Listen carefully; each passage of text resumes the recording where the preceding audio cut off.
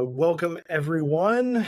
Welcome to the very first Core One Future of Work talk. This is an exciting one. Really happy to kick this off. This is going to be a weekly series going forward for the next little while, at least. We got a great lineup of speakers queued up over the next few months. So I'm going to set a little bit of context, and then we'll dig in with David here. These talks are primarily for the benefit of Core One members, but some of them will be shared externally as well. And the goal of these future of work talks is to give us all a chance to dig into the work of an awesome Core One member with a particular lens towards the future of work, future of capitalism, the future of democratic systems, how organizations are designed, really, that whole big juicy space that a lot of us are really into. Without further ado, I'd like to introduce David Thomson. David, like many of us, is a huge nerd. He was an early employee at MuleSoft. He spearheaded the creation of dataloader.io, which, if you've never heard of it, is a tool that has had a really huge impact within the Salesforce ecosystem. But David also has a ton of experience orchestrating complicated multi-stakeholder ecosystems, particularly around technology platforms and emerging technologies. And so in recent years, he's been focusing a lot on the Web3 ecosystem, and in particular, how blockchain tech can be used to bring greater fairness and integrity to the way that we compensate artists. So David, we're lucky to have you in the quorum. Welcome, and thanks so much for helping us kick off these future work talks. Thanks so much, Hank. It's wonderful to be here. I am honored, and I'm super excited to engage in some lively conversation about some pretty heady and important topics. So it's great to be here. Absolutely. So to start us off, I thought maybe you could spend a bit of time walking us through your working world, your background, and kind of what you're working on now. I know your two main projects right now are Covalence and Ragtag. If you could start off by just sharing a bit about what those projects are and why they've got you so inspired. Sure. Yeah. So thanks so much. To your original comments, I got most of my start career-wise in the Salesforce ecosystem and worked on a lot of different projects and working for a lot of different stakeholders in the ecosystem. And so I learned a lot about just ecosystems in general and the power of community in terms of driving economic development and activity. And as you point out, I was an early employee at MuleSoft, where being an integration company, you're connecting different systems together, ideally numerous ones, in the instance of what you say of like best of breed and integrating and building composite applications and the API economy. And so definitely I was already interested in ecosystems before joining MuleSoft, but then got really engaged with thinking in that framing. And so in terms of recently, where that work has taken me, having done a lot of exploration in the Web3 space and generally being very excited about it, also feeling it's early, which, having been 10 plus years already in, I know everyone keeps saying it's still early, but I love that it's an open design space that aggregates people that are interested in these types of topics. And it does feel that kind of everything is on the table for being reconsidered and reevaluated. And so I love that about the spirit and the ethos of Web3. And so recently, I've undergone a couple of projects. I'll start with Ragtag. And Ragtag emerged out of my exploration early on in the Web3 space back then. So the premise of Ragtag is pretty simple. It's to define ownership as a series of explicitly enumerated rights. So we call it a decentralized asset protocol. And the premise is that when we say we own something, what we are actually saying is it's kind of like a pointer to a bundle of rights that we commonly assume exist with ownership. So if you own a home, you can enter it, you can exit it, you can paint it unless you're part of a homeowners association, and then you have some color palette that you have to get approval for. You cannot burn your own home. It is not legally allowed. With a case of paintings, you can exhibit it, store it, transport it. I don't think you're going to be arrested if you burn a painting, but the artist probably wouldn't sell you another work if they found out you did it intentionally. And so this unless it's a Banksy or something like that, and then we're exactly, probably more valuable, right? exactly. So that's just this idea that we can define ownership as a bundle of rights related to a series of actions that can be performed with or upon the object.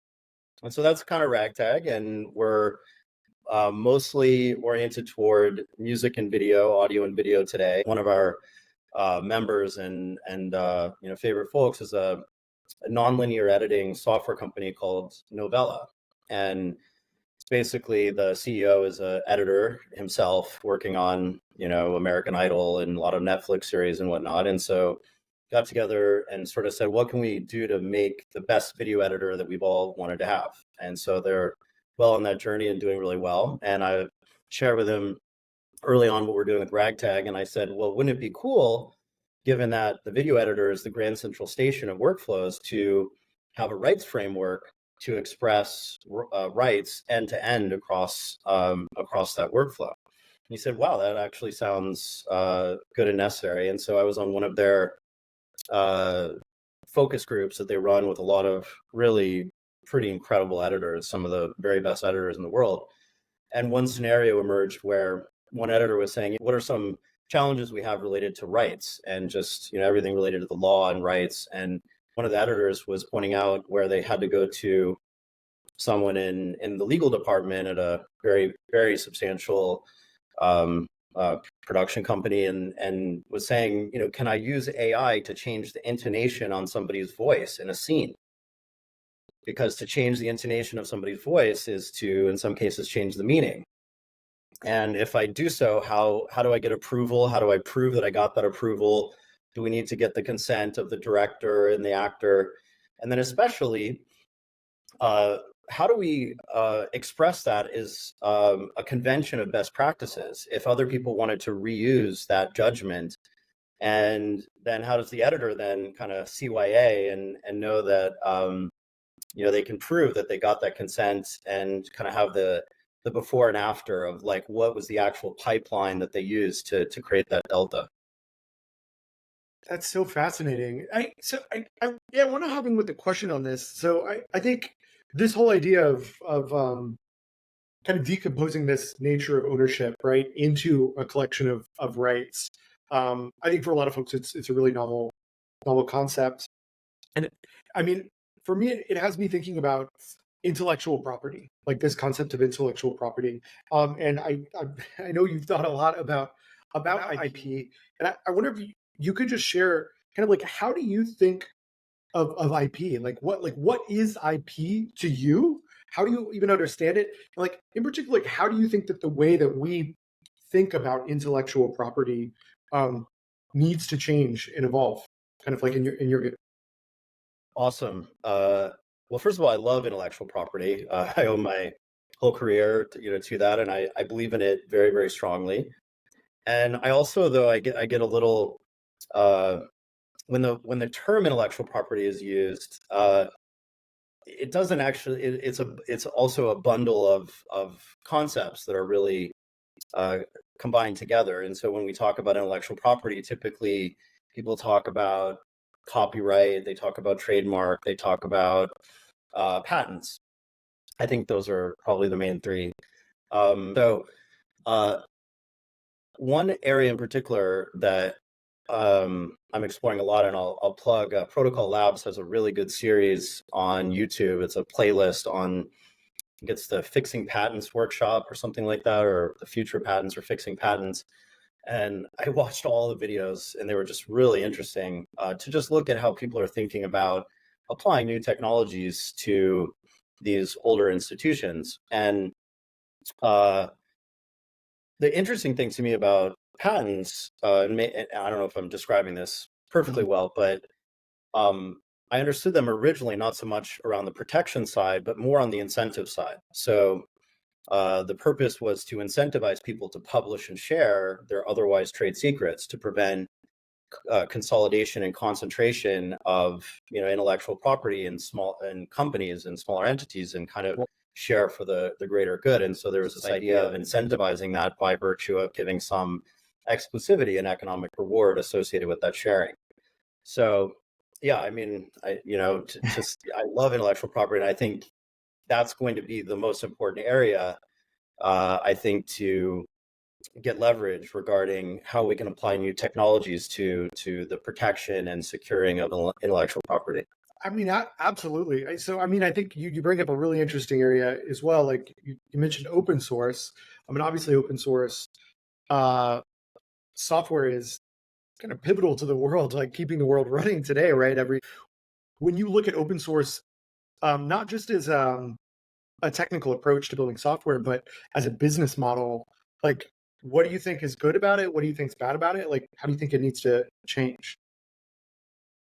Yeah, uh, great question. I can't claim to have any solid answers, but I think part of it is that it's always been a balancing act from the very, very beginning, and there was always a question of, in some instances, certain more proprietary approaches in terms of closing the source may have in some instances have been more profitable, certainly at least on the near term side of the house. That's a little bit of this idea, well, do you want a bigger piece of a small pie, or by creating an open source strategy you would have a much larger pie? Certainly at MuleSoft, that was really instructive and informative of how open source could be very successful.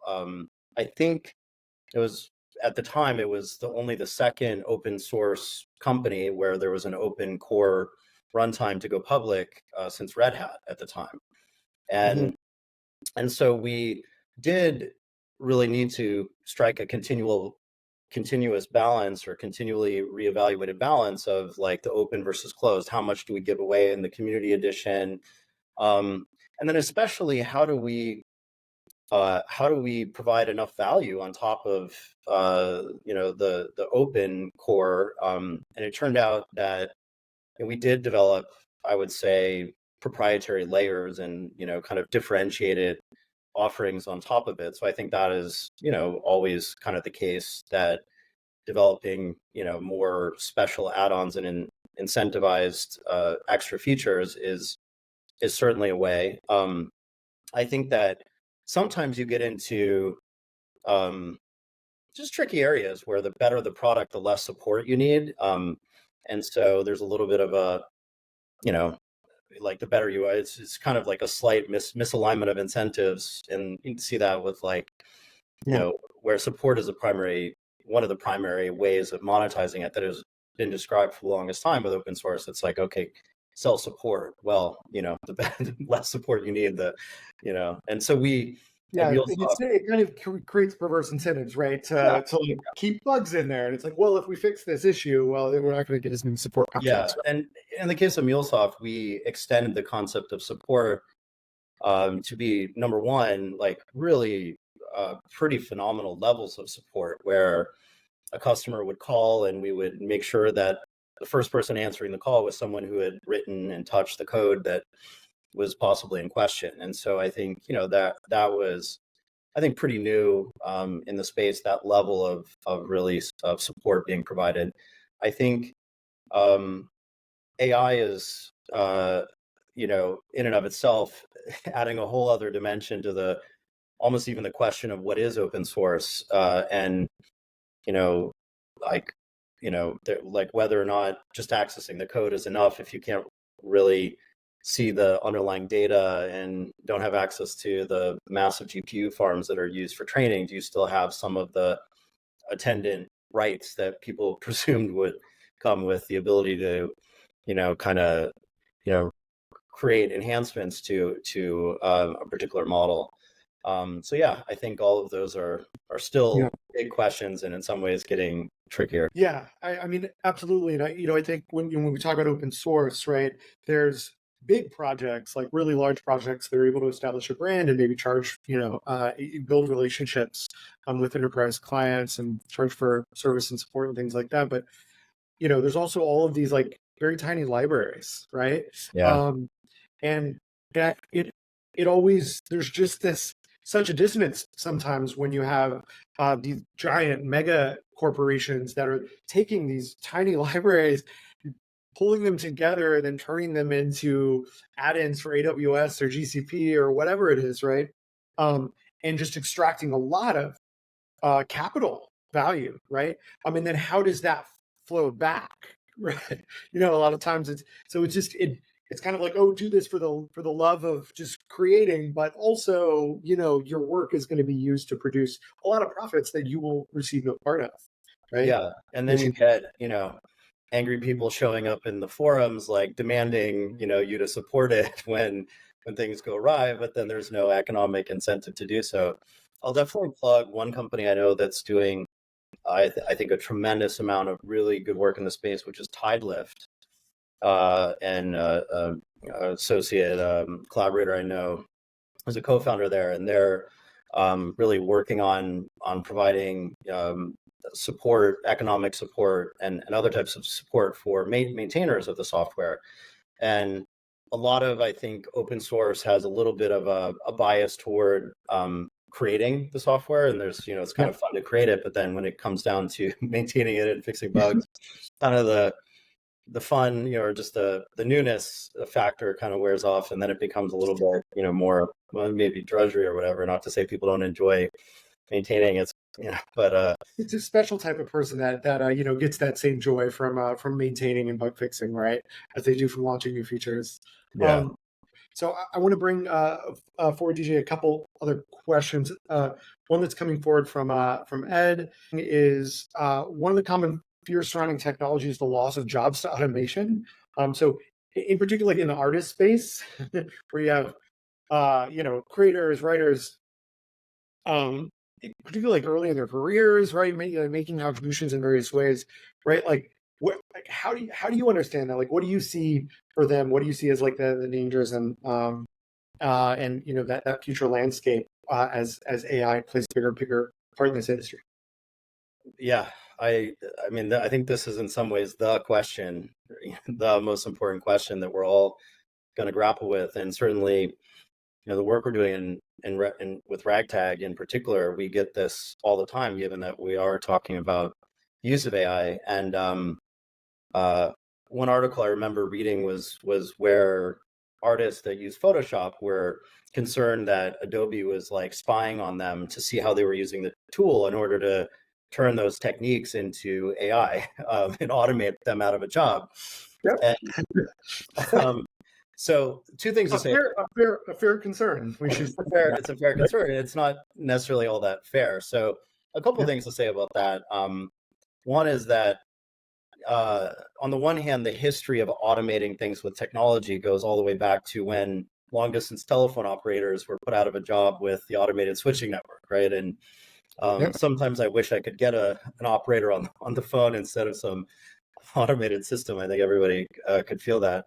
But the other challenge is that the rate at which that is happening is, approaching this like horizontal hockey stick, and it's happening without much time to have even dialogue or discourse around it. And so that is of tremendous concern. And so I think it was Bill Gates at one point that said we should put a tax on robots and automation so that those that are displaced, end up, getting, some sort of special pension for having trained their replacement of some sort. On the one hand, the idea of doing that with government doesn't strike me as the best idea. But on the other, it's like, okay, those artists that had Adobe spy on them for their particular techniques, could that be turned into its own type of intellectual property? Speaking of intellectual property, whereby those techniques that are recognized as then being embedded in other tools, that those that participated in that training, so we think of training often as the raw data that goes into training these models, but also there are ultimately kind of workflows that go into the creation of those data. Those data don't get created out of anywhere. It comes from a series of interconnected people that then are collaborating together, whereby the data is the evidence of that collaboration. And so it's definitely a major area where we're focusing on, can we create intellectual property out of the specific combination of tools and techniques that are being used, and remunerating people kind of royalties when those tools and techniques get used in similar combination, whether that's by other people or by AI. I it's such a fascinating space, and it's one where things are changing so quickly. I mean, I think that brings up another question for me, which is, as we're talking about here, right? We're entering this brave new world, right? Where IP is not. I mean, if like ideas, copyrightable works, patents, new software processes, right? If ideas were ever really made by one person, which I would argue that probably they never really were, we've certainly always all of our frameworks have understood, right? This idea that there's like an inventor, The soul, right? yeah, soul, yeah, Right. primaries. Um, but we're entering this brave new world where IP, right, is being created by an increasingly diverse coalition of individuals, of entities, and now even AIs. Right, and in some cases, it's the lines get really blurry, right? Like you might have a person like who's coding an AI that then helps another person create an idea that then gets passed in workshop by another set of people and then passed to another AI. How do you make sense of that? Like what, like when like how do you like even make a framework that can turn that into something sensible? Because there's still fairness, of course, right? There's still taking other people's ideas and not contributing anything back. And if a character gets created by a whole coalition of people and then gets turned into a $1 billion film franchise, there is still, of course, fairness there. How do you make sense of that? Uh, yeah, so definitely we need to make sense of that. We need to have these conversations and try to figure this out. One of the things that happened somewhat recently was that the U.S. Patent and Trademark Office said that works created by AI solely are not copyrightable. And on the one hand, I kind of agree with that decision, because it's like, okay, well, that leaves a space for humans to, continue to be involved somewhere in the loop. But the challenge with that is that there isn't also a framework to understand how do we measure the ways in which multiple humans are in the loop as a part of that value chain, so that we can continue to get copyright. So if we're saying, okay, well, if it's something that's created by only AI, I kind of get that. But then how do we then have a framework to say, okay, well, humans were using AI in these various novel ways, and so we should be remunerated. Otherwise, my fear is that just like the couch that catches all the change, the big AI companies and platform companies are going to be the ones that by default accrue all that value. And so I think it is a really critical thing to get right. And I think, generally speaking, this design space of looking at the combinations of how humans are in the loop and the ways in which tools are used, is an area to explore. I'm encouraged in that couple of the conversations that I've had recently with, some folks on the movie and film TV production side. They pointed out that one of the interesting things is that the human eye starts to discover certain patterns and signatures of the use. And so even if there's not an explicit protection, we end up like kind of discounting, like we don't like to see the same, type of thing over and over. We do like that novelty. And so all of a sudden, if something's made with Midjourney, or we can tell now when stuff has been written with ChatGPT, Yep. kind of like we naturally discount that a little bit in our mind as not having really been driven from somewhere deep within the, the human creative process somewhere. So it's encouraging, but I also think we need a framework for expressing that so that we can express economic value from that process. Yeah, I think that's a great kind of transition to a question that we got from Dan. Kind of going over to to the other side of that, to equitable compensation. Um, Dan asks, what are your experiences with cooperatives as a business model for fair compensation, and kind of like what are the benefits and challenges of more cooperative business models in terms of that? So, awesome question. I have to confess, I haven't spent a lot of time working in the space directly with cooperatives. In terms of my historical background, I've mostly work inside companies. I can say that the challenge of figuring out value and fairness, if not, equality, or, the premise of differentiated economic rewards is that there's different degrees of value provided.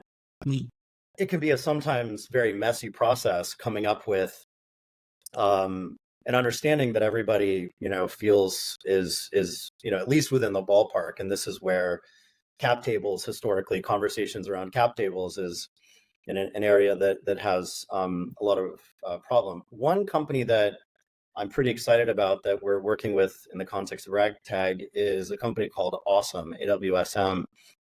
And they have found a really interesting design space, again, regarding the use of co-ops and co-op structures. And they study this pretty intently. And it turns out that the SEC has pretty consistently ruled that patronage interest in the form of co-ops is not a security. And so this is like REI has 25 million members or something. So as long as that allocation of interest is associated with, some act of creating value for the company, then it can not have that degree of rigor. And so they've explored creating a single entry on a cap table that is essentially a special purpose co-op that allows them to assign value out to the community and into the ecosystem. And so our interest in that is that we're trying to essentially take that underlying structure and extend it beyond just the company and the individual to kind of corp to corp, entity to entity, whereby these types of cooperative interests become fungible across an ecosystem of collaborators, and then start to be able to use the very powerful substrates from Web3, like swapping and staking, to be able to sort of supercharge collaboration between and amongst multiple entities simultaneously.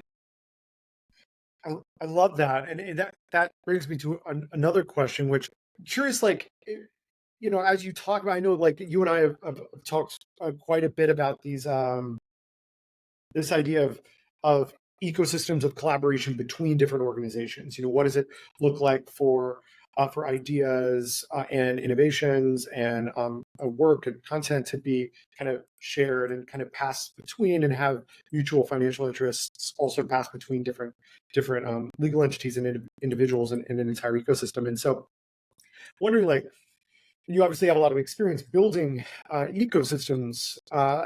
Like, in general, like, what is all the work that, from that lens of designing successful ecosystems that work for many different parties and bring value to many different parties? What does that sort of tell you or inspire in you in terms of, like, how companies themselves can be improved, like, in the way that they're structured, right? Because so much of what we're often trying to do in creating partnership structures between organizations is, in a lot of ways, like, fixing some of the flaws in the ways that the organizations were built in the first place. And I'm wondering if you have any kind of particular, like, insight or ideas for, like, how the way that we structure our companies, the business operating systems that we're running them on top of, can shift and change to make collaboration more impactful. Yeah, also extremely important. I listened to a podcast with Mark Andreessen and Joe Rogan, and Mark Andreessen made it was a very long, interesting podcast, but he made an interesting comment where he sort of said that a lot of the organizational structures and models we have are very watered down versions of very old models, and he also in that context said that he kind of likes his companies to be kind of a little bit like semi cult like dictatorships where he kind of likes a little bit of a cultiness, not watered down cultiness in his companies, because then people go above and beyond. And, we talk about having a cult like following for the products and people lining up around the block. And so on the one hand, I kind of get that. But on the other, I think that's also something that should be considered, in that a lot of what ends up happening, I think, in corporate structure, and I don't know exactly all of the ways that the corporate forms and structure themselves, contribute to that, but it kind of creates this insularity of people basically trying to, do everything and anything for the company for it to succeed. And initially you kind of have this us against the world thing, and companies are constantly on the edge of failure, and and as they're, especially in the early stages as they're growing.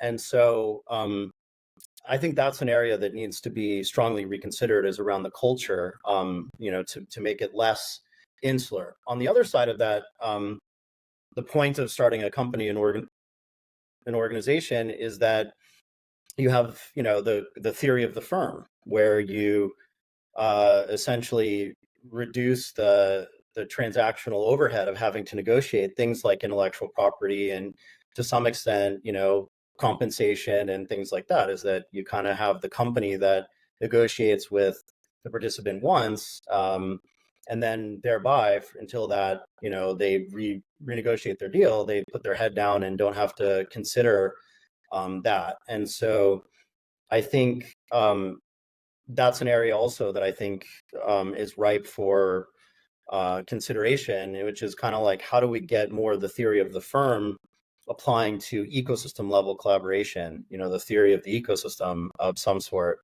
and what would that look like? And I think one area is just in and around valuations, and valuation has been it's this kind of obscure area that isn't thought too much about. It's, I think, way more impactful than people are aware of, but it's also a little bit of a, I don't know, just a Byzantine world of just, valuation algorithms, and, and that's just, I think, an area that needs a lot more innovation and a lot more consideration. Absolutely. Absolutely. Yeah, definitely, preaching to the choir in terms of, getting that theory of the firm to apply at more of these like broader levels, right? Like how can we get some of the benefits of that? So oftentimes the efficiency of things happening within an organization then leads to these silos, right? And makes it much harder for that same level of collaboration to happen between organizations, or with folks who sort of haven't signed all of their rights away by signing like an employment agreement or something like that. So Yeah. it's a challenging area. I guess just the one last question. This is, a little bit more on the Quorum One side. Somebody did ask in the chat, Michael asked in the chat, for you to share just a bit about Quorum One, and like kind of, I guess, a little bit on your view of what Quorum One is, and how being a part of the Quorum One community has helped you out in some way, shape, or form. Yeah, big fan. As, in so many respects. I think one thing to say about it really is it's an area where this type of consideration and this type of experimentation happens with a lot of transparency and integrity. And so it's an exploration of changing these models that are, in some cases, very, just resilient to changing consideration. And I think when you do reevaluate how to change these models, it needs to be done with tremendous integrity and transparency throughout that process. And I really see Quorum as an area, and as a group of collaborators and with the leadership that is undertaking to experiment and reevaluate a lot of these underlying assumptions, with a really beautiful process. So I've really enjoyed witnessing and observing that. And also it's just birds of a feather flock together. I think there are a lot of folks, that come from the Salesforce ecosystem. And I also think that it's an area where it's exploring how to accrue value as a network, and exploring how people can continue to have organizations that they serve primarily, but where we get into not so much, people becoming fractional, but also networked, executives, rather than like the fractional CTO or the fractional chief AI, whatever. Like, how would we have a networked version of that? And so I really think that Quorum is also de facto a network of like-minded folks that, really, support one another throughout the type of work that they do. And it's just a really phenomenal resource in that regard. Awesome. I mean, well, thanks for thanks for the vote of confidence, and I think on behalf of everyone at Quorum, we're really happy that you're a part of the network. I think we're lucky to have somebody like you contributing. So, I mean, maybe we wrap it there. I think we got a good number of questions in. We can let people go. Thank you to everyone who has followed along. Thank you for those of you who have brought your questions. Tune in. This will be happening every week for the next while, the Future Work Talk. So, David Thomson, thank you so much for helping us kick this thing off right. Thank you so much. It's a privilege and an honor.